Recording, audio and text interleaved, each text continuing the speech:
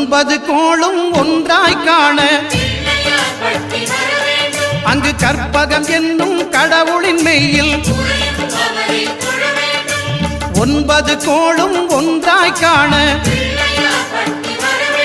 அங்கு கற்பகம் என்னும் கடவுளின் மெய்யில் சூரியன் முதலாய் 9 கிரகமும் பலவித குணங்களை கொண்டிருக்கும் எங்கள் கற்பக தருவில் அவை வரும்போது ஒன்றாய் சேர்ந்து பலனளிக்கும்.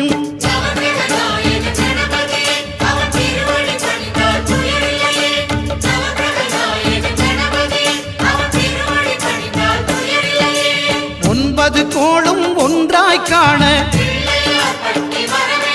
அங்கு கற்பகம் என்னும் கடவுளின் மெய்யில்